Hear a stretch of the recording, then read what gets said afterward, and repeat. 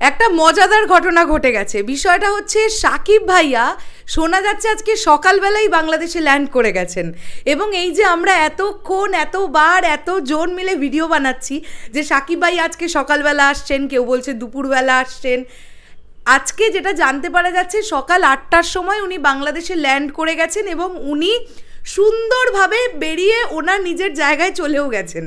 কেউই জানতে পারেনি বিষয়টা, কারোর কেউই অবগত ছিল না। দু একজন ফ্যান তারা ছিল এবং তাদের তরফ থেকে ইতিমধ্যেই সেই খবরটা মানে বেরোনো শুরু করলো আর কি। আমি বিশ্বাস করো এখন থেকে 5 মিনিট আগে পর্যন্তও অপেক্ষা করছিলাম যে সাকিব ভাইয়া কখন বাংলাদেশে নামবেন, আমি দেখবো সেই মিডিয়াদের ভিড়, সেই সাকিবিয়ানদের ভিড় আবার একবার দেখতে পাবো, সেই অবিস্মরণীয় ঘটনা তৈরি হবে আবার একবার। বাট যেটা জানতে পারছি সেটা হচ্ছে সাকিব ভাইয়া তো অলরেডি সকাল 8টার সময় আজকে বাংলাদেশে ল্যান্ড করে গেছেন। তো আমরা এই যে অপেক্ষাটা করছিলাম, আমাদের বোধহয় এই অপেক্ষাটা করার আর কোনো প্রয়োজন নেই। কিন্তু আমি জাস্ট একটা জিনিসই খুব অবাক হলাম এবং আমার এটা সামহাউ মনে হলো চূড়ান্ত আনপ্রফেশনালিজম। কেন বলি, একটি দেশের মেগাস্টার যাকে নিয়ে কনস্ট্যান্ট খবর হয় এবং মিডিয়া চ্যানেলরা সত্যি তীর্থের কাকের মতন অপেক্ষা করে বসে থাকে যে কখন এই মানুষটির একটি আপডেট পাওয়া যাবে বা এই মানুষটাকে একবার ক্যামেরার ফ্রেমবন্দি করা যাবে। তো এইরকম একটা অবস্থায় বাংলাদেশের কোনো মিডিয়ার কাছে কি খবর থাকলো না যে সকাল 8টার সময় সাকিব ভাইয়া বাংলাদেশে ল্যান্ড করে যাবেন? মানে এটা কি কোনোভাবেই খবরটা বেরোলো না? তাহলে কত গোপনীয়তা মেনটেন করে সাকিব ভাইয়া ফিরলেন, শুধু এটাও একটা ভাবার বিষয়। কিন্তু মানে তাহলে চাইলে খবর গোপন রাখা যায়। দেশের মেগা স্টার ঢালিউড বাদশাহ কিং খান শাকিব খান, তিনি টানা 18 দিন আমেরিকায় শ্যুট করার পরে তিনি বাংলাদেশ ফিরে গেলেন আমেরিকা থেকে, সেই খবর আমরা কোথাও থেকে পেলাম না।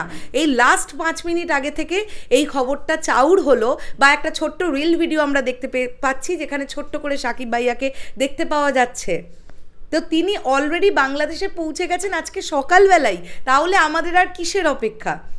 তাহলে এরকমটা হতে পারে যে খুব শীঘ্রই হয়তো 1-2 দিনের মধ্যে তুফানের নায়িকা অ্যানাউন্সমেন্ট আসবে, দেখা যাক কি হয়। তবে হ্যাঁ, এটা যেমন একটা দিকে ঠিক যে মিডিয়ারা খবর পায়নি, আবার এটাও একটা দিকে ঠিক যে সাকিব ভাইয়া এয়ারপোর্টে নামছেন, এই খবরটা চাউর হয়ে গেলে আগের 2-3 বার কী পরিস্থিতি দাঁড়িয়েছিল সেটা আমরা দেখেছি। মানে জাস্ট আলটিমেটলি তো এয়ারপোর্ট একটা, এবং সেখানে যে পরিমাণ জমায়েত হয় এবং যে পরিমাণ যা কিছু হয় সেটা মেগাস্টার সাকিব খানের জন্য হবে, এটাই খুব স্বাভাবিক।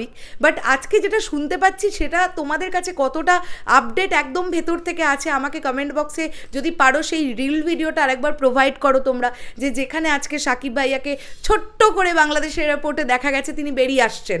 তো এই বিষয়টা তোমাদেরকে ভাবলাম জানিয়ে দিই। তোমাদের মতন আমিও অপেক্ষাই করছিলাম, বাট আমি আজকে পুরোটাই বোকা বনে গেছি।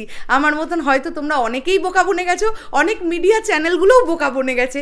তারাও হয়তো ভাবছিল যে সাকিব ভাইয়া এলে তারা তাদের ক্যামেরা তাদের মাইক টাইক নিয়ে যাবে, একটা যদি বাইট পাওয়া যায় সাকিব ভাইয়ার, যেমনটা আগের বার পাওয়া গিয়েছিল। কিন্তু শোনা তো যাচ্ছে উনি বাংলাদেশ পৌঁছে গেছেন এবং উনি সুন্দর করে সকলের চোখের আড়াল দিয়ে স্মুথলি বেরিয়ে গেছেন, কেউ ধরতে পারেনি। শেষ করলাম ভিডিওটা, আসছি আবার খুব শিগগিরই। তাহলে এখনের জন্য সকলকে টাটা। আর কোনো সাকিবিয়ান মন খারাপ করো না, উনি সেফলি পৌঁছে গেছেন, এটাই আমাদের কাছে সব থেকে বড় ব্যাপার। টাটা।